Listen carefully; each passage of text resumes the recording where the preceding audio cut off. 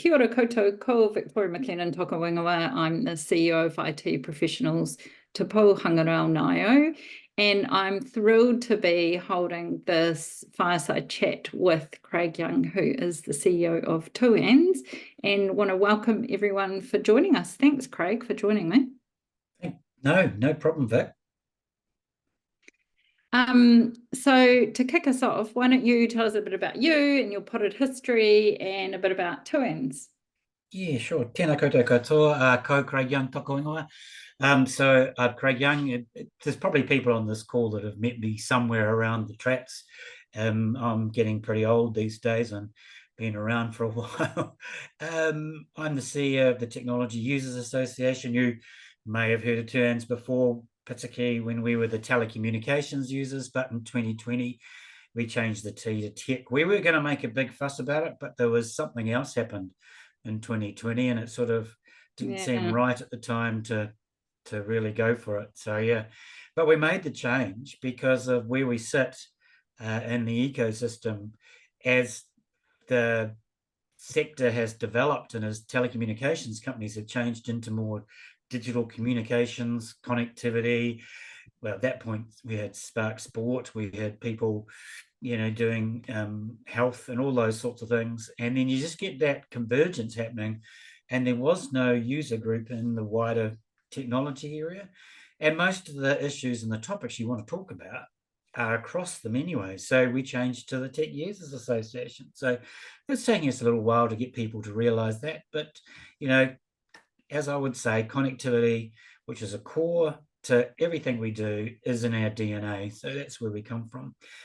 Me personally, I trained as an accountant, but it's boring, and did it for about 18 months and realized I should do something else. And got into technology, and then I ended up at Clear Communications, Telstra Clear, all in tech roles, and BA sort of project management roles in the tech space. So I do have a tech bent, and then jumped ship. Well, was approached and asked whether I'd go and work for telecom, and I said no. And they said, what about this new thing we're starting called Chorus? I said, okay, I'll go for that. So I jumped over to Chorus, and I ended up doing stakeholder management. And then 9.5 years ago, I jumped to Two Ends. I mean, it's a small world, isn't it? I went from a challenger brand to incumbents to now the users advocacy group. Yeah, so that's where I sit. Yeah. Yeah, but it's symbiotic, right? That you've moved right through that kind of supply chain, and now you understand the rest of the supply chain really well from the user's perspective. So we're going to talk about all of those topics, but I wanted to start first with something that I know is really dear to your heart, and we've engaged on a lot, which is something you've been championing for some time, and that's supporting the folks that are in their first 5 years of their careers through a great program called Flint, the Future Leaders in Technology. Can you tell us a bit about Flint and some of the goals of that program? Sure. Well, that was an interesting start because it was, when it started, Flint was started by 4 graduates, 2 from Chorus and 2 from Vodafone at the time. And I actually spoke and hosted the launch when I was at Chorus with Minister Adams. And then, like a lot of organizations that are run by volunteers, they run out of steam a little bit, and so things start to slip. And I had by then moved to Two Ends, and we had an after 5. And one of the young ladies who had come along from one of the companies said to me, we're standing at the back of the room, there's something wrong with this room. Where are the people like me? They're all pale, male, and stale, to be frank. And I said, well, maybe we should do something about it. And the weird thing was, at the same time, my board was saying, where's the next generation of CIOs coming from? I don't see them coming into the businesses, etc. So we sat down and said, we want to do a future leaders program. We approached the people who had kicked off Flint, and they said to us very kindly, take it. So we brought the brand. Basically, we took the brand and brought it in-house. And we've been really passionate, and the board is absolutely committed to the program since then. And so what we do with that program, it is very much about 2 things. It is about helping people who have an interest in technology, so they don't have to be in a tech role, but they can. They don't have to work for a tech company, but they can. They could be in HR or they could be a lawyer, but they've got a tech interest or they're involved in tech somewhere. And we want to help them understand what it means to be a leader in the developing technology space. So we try to get people talking to them who have, really interesting careers or who are delving into those sort of areas at the edge, for the topics that are of interest at the time. And at the same time, we're also trying to get some leadership stuff into them as well, because there's a lot of corporates that have wound back their leadership training programs. And so here's an opportunity for our members, but it's not just our members, because Flint is an open invite program. It is open to anybody. They don't have to be members of Two Hands. And they can come along in those first 5-10 years. And so we're putting those softer skills in. But I mean, for example, last month we had the guy called Jonathan Waker. He's the CEO, not CEO. He is the Chief Customer and Sales Officer at the Warehouse Group. And you'd think, well, he's got no technology. He's a marketer. Well, true, but he worked at Disney when they were just launching their first streaming services. And he worked on the Miley Cyrus show. So he knows who didn't get the role, for example. And so he worked on the digital stuff, and he worked for Yahoo. And now he was able to talk about how they're using AI at the Warehouse Group. But he also talked about leadership decisions and those sorts of things. So those are the sorts of things we do. We run it with leadership teams. So people of the right demographic who come up with the ideas. But what they've got is this layer of support from us, the organization that is Two Hands. And so we provide them with logistics, we provide them with support. They don't have to go and find funding for the events, because we're doing that. We're finding the funding for that. So they're just leading a program, and it takes a lot of stress out of them. And what it also means is that when one of the leaders decides that they need to move on, or they're going overseas, we have built a process where people can step up into those roles going forward. So the program doesn't fall away because some volunteer moves on. It keeps moving because we've given it the support and can bring them on. So we do things like they keep to come to board meetings. See how the board works, all those sorts of things. Yeah. Nice. So before we move off talking about future leaders, I'm sure you've been inspired by some of the young people that you've met through this program over the years. Is there a story you can tell us that really sticks with you that you'd like to share? Yeah, there is a couple, and both of them are young women. Actually, we made a conscious decision at the beginning of Flint that because we controlled the events, we could be strict on saying the front of the room needs to be balanced, gender balanced. So we could start there and we could make sure that happened. It's a little bit tricky when you're running like an after 5 and you've got a sponsor who's putting the speakers up. You can't always manage that. We'd like to, but we can't. So, so for example, Flint will never have a manel. It will always have women at the front of the room as well. And also we want to encourage our future leaders on those panels as well. So not just helping organize, but being at the front of the room, speaking from their knowledge as well. Two that stand out most at the moment, there's the previous chair of our team in Auckland, Amy. She came to us. She joined us in Christchurch when she was just finishing up at University of Canterbury. And she picked up a graduate program at Air New Zealand, and then she moved to Auckland, came and joined the Flint team in Auckland, and then stepped up to the chair's role sort of 2021, sort of in the middle of COVID, which we can talk about that at some point as well, how that's impacted these programs. She's really been passionate and worked through that, and she's used the skills she's learned with us in some of the things that she's done. She's got then into RILA, and we've supported her in that, to the point at which she went for a job at the end of last year, and she's now in Toulon with Airbus. So she's Wow. working in sustainability. So it's a great story.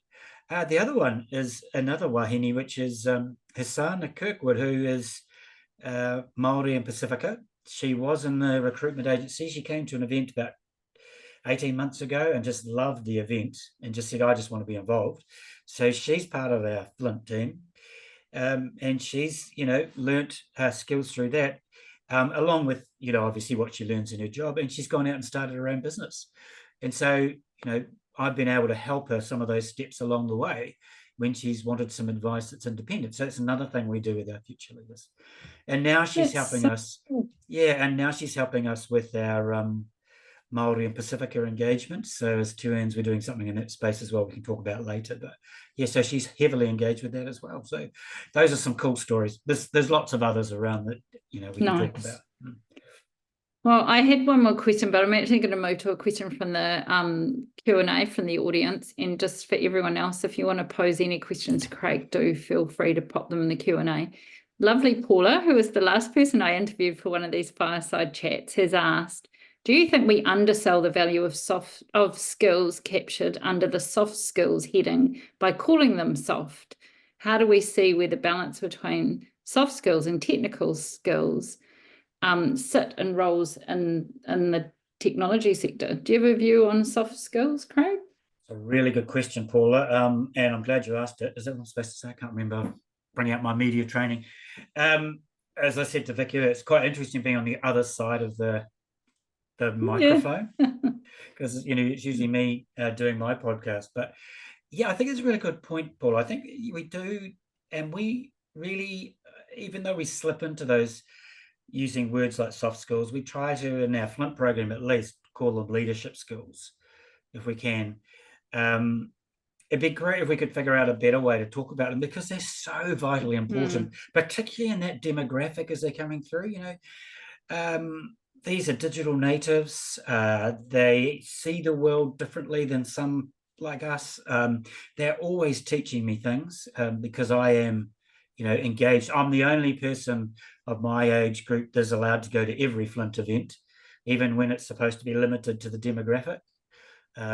So they've been teaching me a lot about how they see the world and how they want to develop, but they certainly don't see the difference. They see it as just a skill set, a range of skills that they need that to you develop need their careers. for roles. Yeah. Nice. Yep. Good answer. Okay, we're going to move on to talking about something that you and I work on together, which is affordable connectivity. And I'll just preface this by saying that it may surprise the folks listening to us right now to hear that 20% of our population are considered on the other side of the digital divide, because when we're in digital tech, we just think everybody else has got access to the internet that they can afford, have got a device, have got the skills and capability to be able to participate in a modern digital world. And one of the biggest barriers to participation, of course, is affordable access to the internet. So the first assumption folks often make is the only challenge internet access-wise we have here in Aotearoa is around rural connectivity.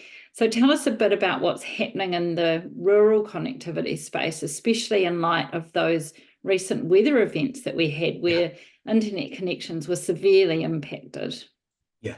Oh, look, that's been an issue that we've been working on for since I started, and even before that. It was in abeyance for a couple of years, but we have our rural we have do quite a lot of work in the rural space, and there's a whole lot of reasons around it. It's about equality or equity between rural and urban. It's about them just being able to do what they need to in rural, and it's a problem. I wouldn't say it's a problem. I would say it's something that we'll never solve, if you want to put those words on it. We do have, over the years, we've had government investing grants in rural broadband initiatives and said, here, it's fixed. We're going to put this chunk of money on and we're going to get the RCG to build some mobile towers and it'll be fixed. And you go, well, that's good for now. And that's going to take you 5 years to build. But by the time you get to 5 years, urban's going to be that much further ahead as well. And also the needs of the people in rural New Zealand are going to be developed as well, so it's one of those things where we've got to stop talking about in rural, we've got to stop talking about getting people connected, but actually talk a lot more about the quality of the connection. So is it fit for purpose? Can it actually deliver what you need? And then you get into price, because there are people around when you go talk about rural, they go, oh, it's fixed because of Starlink. And you go, well, yes and no. Because even with Starlink, there are times when it does not work as it should. There are also times where they have no cell, SELL, not the other one, no cell notices, where, because they mark out New Zealand in octagons, and they go, I can't sell on that octagon, for example, because they have no capacity. So you've got issues like that. But then you come to, and this is the thing that we will talk more about, which is the price. So Starlink is around about $150 per year. They've got a $70 product out there at the moment, which is a constrained product. So it's not open, but that's still more than you might expect to pay. So, and just remember also, you're not giving that money to anyone in New Zealand. You're giving that money to Elon Musk. And that's the other thing that worries me. And I've shared that with ministers of the Crown, which is, it sounds great, but we don't want to put all our eggs in one basket. So we need others to come in as well. Yeah.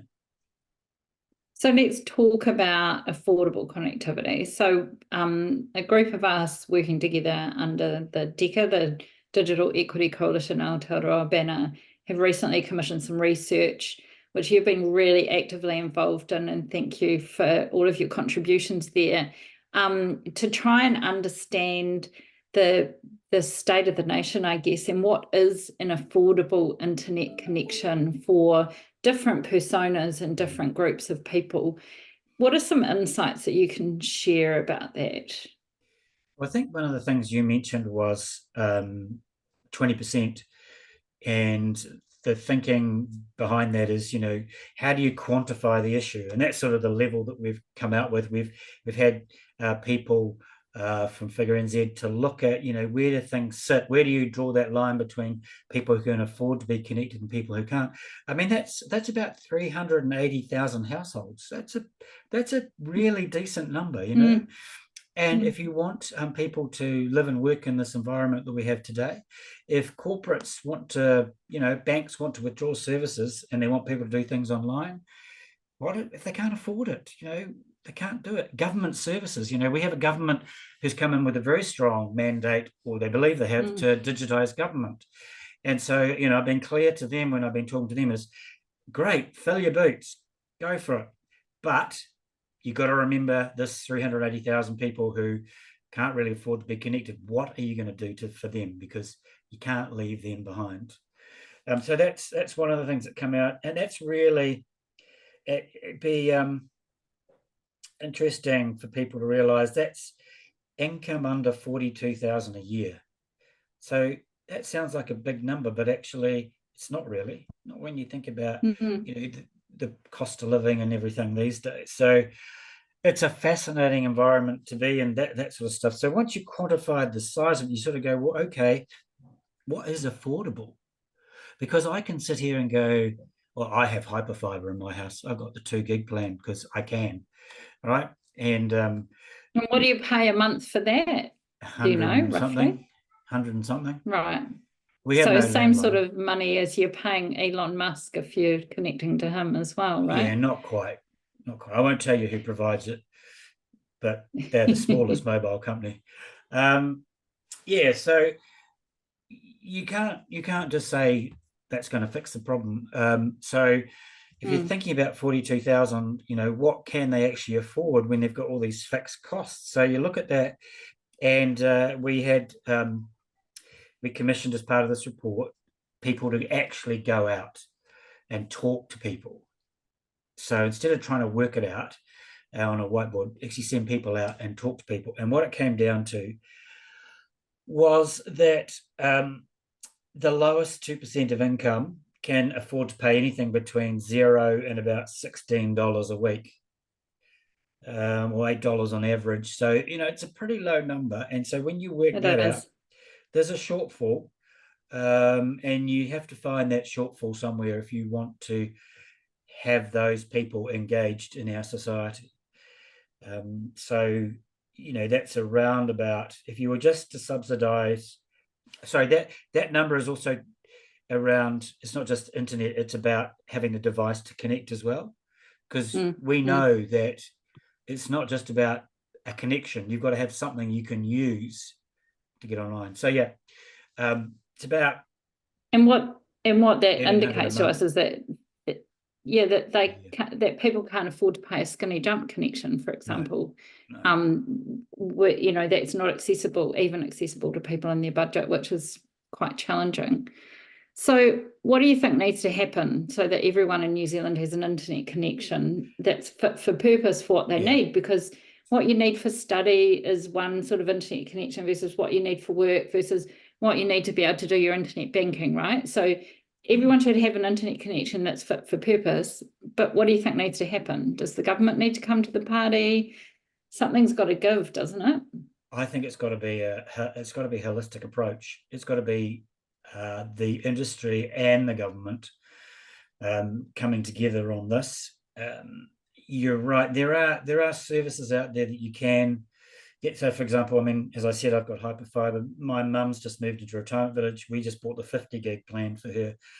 Because her mobile coverage is rubbish, so she can't use fixed wireless anyway. So, you're right. There's got to be those plans. But so we've looked at some of the solutions that could come with that, and somehow you've got to get the industry to think about, well, where can we move ourselves down, and then the government coming in and going, okay, how can we help? How can we be targeted? And look, this government's talking about social, they're targeted social assistance. This is one of those areas they can be very targeted, and they can use the mechanisms they've got. So we're saying you don't have to create something new. You've got mechanisms through Ministry of Social Development and other places you can use. Kainga Ora, you could do something slightly different in that environment to take some cost out. So there are ways you could do it, but it really does need to be a joined up approach, because otherwise you'll find the industry, if you go in with a huge subsidy, you'll find the industry won't feel any need to move and provide a service that might help out in a situation. Yeah. And then again, why we wanted to quantify it was because then you can say it's this group of people you need to help. It's not Vic and Craig, because they can afford to be connected, but it's actually this group that needs help. Yeah. Although, so we're going to be launching... if you want Vic to continue to have a great internet connection at home, pay your subs for IT professionals. Well, I need to get Chorus slung some fibre to where I live rurally for a start, but that's a whole other set of issues. So, Craig, we're going to be launching this report sometime in the next 4 weeks. I think you're going to end up being the lucky one who is involved in fronting that, because I'm going to be in the Greek Islands and not even thinking about affordable connectivity. So if people who are listening to this are really interested in learning more about it, there'll be stuff coming out over the next few weeks, and the report will be available shortly so people can read more about it, because I think everyone, as you say, it's got to be a joined up solution. It's got to be the telco industry, the digital technology industry, those who are working in community groups, as well as the government, all coming together to solve this massive problem, eh? Yeah. Absolutely. Right, we'll move on to another. Cool. I was going to say we'll move on to another problem area, which is some more challenge area, which is around SMEs and improving the productivity of SMEs. So in recent years, the government's invested in a program called Digital Boost, which is designed to help SMEs leverage digital technology to improve their productivity. So that's about the tradies that drive around with a notebook in their van and never get around to invoicing, moving them to be using apps on their phones and to do that kind of jobbing and ordering and invoicing things online as one example. You hold a role in this. You coordinate a thing called the Digital Boost Alliance. Tell us a bit about that. Yeah, so the Alliance was a program that was created to sit beside the Digital Boost program, and the intention was to bring together, and not at my instigation, but as part of the program as they develop it, bring together corporates who would also be committed to this digitization of small and medium enterprises. And it all came about initially through during COVID. And so this was about how they could assist with this and how they could bring their marketing, how they could bring their ability to provide services at discounts or whatever, or hardware to the table. And so we put our hand up and said, well, that's really important to us. We'd like to help out. And so we're the delivery partner for the Alliance. And so if you ever see marketing or collateral or events from the Alliance, that's 2 ends working to do that. And we do that under the Digital Boost Alliance platform. And it's had, I'd say it's had good successes and it's had good learnings. Under successes, there are 70,000 businesses currently registered on the Digital Boost platform, the Educate platform. Nice. And yep. we know back in a survey done at the beginning of last year that 17% of those people were confident that their increased revenue had come from what they'd learnt on the platform. So that's actually a good little number. Yeah. We know that we also, and this won't be surprised to most people, that most small businesses, the piece of technology they use the most is the mobile phone. So over 90%, some 90-something% use the mobile phone. And the next one is an accounting package, probably because their accountant tells them they've got to use Xero or MYOB. So that's great, but we know that for small and medium enterprises, a lot more they could be doing to get things on, to improve their productivity.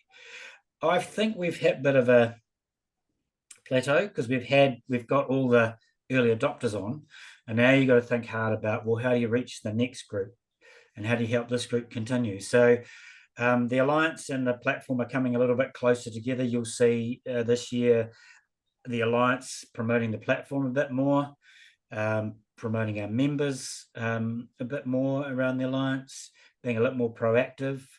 And and that's great. I mean, I think we all know, and this government believes it just as much as the last one, that productivity growth is really important in that sector, because there's 90-something% of our businesses are small and medium. It's just how do you do it, and how do you motivate them to do it? I still don't have the real answer, but I'm working on it. Yeah, and isn't this so intertwined with what we do in the digital divide space, which is about, we have that acronym MAST, which the first thing is around motivation, and then the last one is trust, right? And when it comes to SMEs, and really close to home for me is my dad and his fleet of truck drivers who are all older. They don't feel motivated to use a phone for the dispatching of their jobs. They like to come back to headquarters and get a docket for, what are they doing for the next 5 hours. And they also don't trust the technology. So, I have these discussions with him and his staff all the time. And those motivation and trust things, that I was surprised at how much that comes into that sort of SME discussion as well. It is really fascinating, those two. I mean, what it says is you also need to look at the other bits. So, things like making it simple and easy to use and understandable. So you can take that out of the equation. Yeah. And then you can deal with the motivation. So look, but you're right. It's an uphill battle. I mean, I've been involved in thinking about this right back to my chorus days, when we were first thinking about fibre, which was, how do we engage and motivate small and medium enterprises? And COVID was a compelling event that gave some drive, but now it's gone. We need to, how do we continue that momentum? Yeah, so. Yeah, and especially after we've had these significant weather events, and if you talk to Oh, anyone who lives in Hawke's Bay or Gisborne where they've had business interruption, the importance of them having their finances sitting in Xero or MYOB has just been, the value is just naturally there, and their ability to keep operating. It's just been yeah. incredible. There's a photo I have somewhere stored away, which was in the paper, I think the press, just after the Christchurch earthquake. And there's a lawyer walking out of the red zone before they closed it down. He's dusty, he's in his suit, and he's got a computer under his arm because all his client files are on that PC. And we know And during not the, in the cloud. no, and even going back to the earthquake times, number of people who couldn't get in to get their documentation. And so what we're seeing, cloud is not just about hyperscalers, it's not just about Google and all that. It's every little bit that businesses can do. So we need to work with our SMEs about cloud. They need to understand what AI means and all these things, and help them out. What does security mean? Because then you can start trusting it. Yeah, so you got to talk to them differently in regards to that. But there are some definite wins for small and medium enterprises if they pick up, just take the next step. Just take the next step and then take the next step. Yeah. Well, Kitty is saying this sounds familiar to her. We are in heavy haulage software for SMEs. So thanks, Kitty, for noting that. Right, we're going to move on to asking you something really important, which is what's important to technology users at the moment. You've got some aspirational kind of areas that you've worked up with your membership. Tell us about those. Yeah, thanks. One of the things that we do that I started in 2021 was I used to read a lot of, I still do read Gartner reports and all these sorts of things, and Deloitte's come out with the 10 trends for the IT trends, and they write in such language that you sort of go, what do you mean by that? And it's just like, I just couldn't get my head around it. Well, I could because I'm clever, but it's like, how do I share that with my members?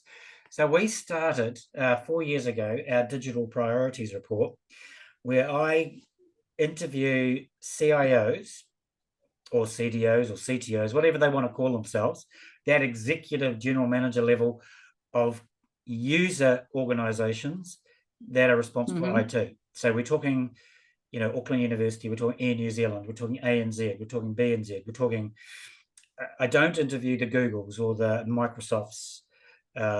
And if I interview someone at Spark, it's their technology person, not their salesperson or their marketing person. So this year I did 37 interviews. I just do them on Zoom. They're just 15 to 20 minutes. We ask them the same 5 questions. And last year, the issues that came out, we sort of worked through those, and we came up with 6 key positions that we think are critical to what users are looking at and really focused in on in the next couple of years. And it's been, we haven't released this year's report yet, but we're about to. And I'm quite happy to say that it's very clear the 2 biggest issues that our CIOs are thinking about are security, cybersecurity and safety, and what am I going to do with AI? It's not necessarily, AI it's a wonderful technology, we're fiddling with it, but what are we actually going to do with it? So so we've got these 6 positions which we're very clear about and leads our discussion with the government. And the first one is keeping the user at the center of AI, which is about not stepping in the way of AI development, but making sure that it's been done the right way for New Zealand. So what guardrails do we need? What guidance do organizations need? We have this marvelous asset, if you want to call it that, in New Zealand, with tikanga. So data sovereignty, how Māori view data is a wonderful tool, asset base that we can go, we don't have to go and think about these ethics and stuff in some way. I'm being a bit simplistic because we can use this that's been around for a long time. And if we do that, then we're going to look after everybody. So that's just an example about the AI stuff. improving our security and safety online. And look, we're talking there about nationwide. So national, you know, what is the government doing for their own security and leading the way? What are companies doing to keep themselves safe? And then what are individuals doing, keep themselves safe online? Addressing digital inequity, which we've talked about. So that's big for us around affordability, rural, committing to connectivity as a core utility. So that's about our DNA. So that is saying you can't do anything in this digital world unless you're connected. And that's the same for businesses, SMEs, individuals. So ensuring that simple things like ensuring that you're allowed to build a cell phone tower that provides cell phone coverage, or you can build it tall enough to get above the buildings that you've now allowed to be built in your area, for example. Because we've got this infill where they're allowing these buildings to be built to 3 stories, but the towers aren't allowed to be built that high. So your coverage is rubbish. So, you know, simple little things like that, where we can actually align our interests with the industry. Maintaining the momentum with SMEs, like you said. And then the last one that I personally am really passionate about, and it comes back to that Flint program and some of the other things we've been doing, is dealing with our skill shortage by developing diverse and interesting pathways for diverse talent. That is all about, and that was really interesting, that conversation with the CIOs this year, when they talked about that. Last year it was about immigration. This year it's about kids and teenagers getting into technology. So they're now looking at what are we doing internally inside our country for that. And we're obviously we're involved with Flint, and Flint is going to do some work back into the universities. We probably won't get into the schools because there's lots of great programs. We just need to support them and engage and encourage with them. But we do need to do something because the government has decided ITPs aren't needed anymore. So, you know, action and outcomes is what we want ITPs being industry transformation plans, not IT professionals. Yes, no, that's right. Yes. Industry transformation plans are not needed. And we know, just like everybody who's in the tech industry, that women, Māori and Pacifica are heavily underrepresented in tech, which leads to all sorts of things, questions, and you know, not least being, if you talk to organizations that are facing a skill shortage, there's an untapped talent pool, you know, out there. That's a simple way to look at it. But also, you know, they are our community and our future. So we need to do something in that space. And we had a wonderful hui 2 weeks ago here in Auckland, a member hui. We limited it to members around what we're doing inside our members. And it was just really a safe place to come for organizations to share what they're doing. So we had BNZ share, we had the 2020 Trust, we had AWS share what they're doing. We had Robin Kamira, who's well known in Māori tech circles, share some of the stuff she's doing. And Leon Symes from Wairoa share what they're doing with their settlement in the space of digital. So wonderful stories. And then we set them the challenge over, well, what holds you back and what can we do as TUANs to ally with work or to find the spaces where you think we can help. And it's been marvelous to come out of that with some amazing ideas that we don't have to start or kick off or anything, but that we can come alongside, or we can provide an environment where people can share. Because like ITP, we're an independent association. So if you want Spark and One to work together, we can bring them together in our membership because that's what we do. So there's some really cool stuff that's going to come out of that, I think. So yeah, I've got a board meeting next week, and you'll know, Vic, what it's like writing board papers. So I'm in the middle of those at the moment. So, yeah. No, that's great to hear. And there's lots of things that we can collaborate on, Craig, because there's a lot of alignment, as you know, between our two orgs. On the message board, Tim from Toimai has commented that the workforce development plan that they will be putting out will have some more insights into that careers and talent and workforce space. So, yeah, we're all waiting for that, Tim, very patiently. So in the last few minutes that we've got left, Craig, two more things I wanted to ask you. One is you mentioned before the Rural's Connectivity Symposium coming up. Tell us a bit more about that. Yeah. So we obviously run after five networking type events, which are generally educational, but we run two flagship events per year. We don't call them conferences, we call them flagship events. One is our Tech Users Summit, which is in September. That is focused on our members and about, the general tech environment. So this year it's going to be AI and cyber. There's no way around it. But yeah, for the last 8 years, we've run the Rural Connectivity Symposium, which is focused on an issue around rural connectivity. We try to get rural people, users, providers, wireless ISPs, government, all those sort of people in a room at an event where they can hear what's coming down the track, but they can also network. We give them plenty of time to network. And this is the interesting thing. We've got 200 people in a room, and I have gone through the weekend before and told them what table they're sitting at. So literally, we do not want the 15 people from, it's not 15, the 5 people from Vodafone, from Spark one, to all sit together. yes, sitting at the same table. When you go, what's the biggest problem in rural? And they all go, nothing, it's all solved. But they get to sit next to a rural doctor and a rural WISP and a government person. And so they actually hear what the stories are about. And we gather that up, and it helps us identify the issues that we should be going. So this year, we're hearing from, you talked about businesses. So we've got the CEO of the, I can't remember his National Roading, Roading Association, about, what do truck drivers need as they transverse the country for their mobiles. We've got, we're going to be talking about Hato Honi St John, what is it like and what's coming down the track for them.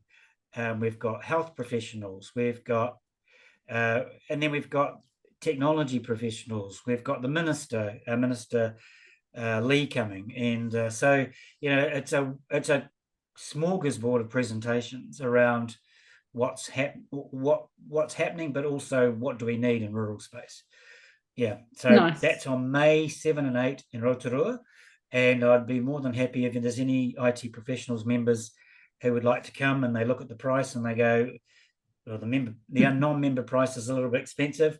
Feel free to take the member price, and we'll let you in. Thanks, Craig. That's a lovely offer. I really appreciate that. And my final question was going to be about what's next for Tuans for the rest of this year.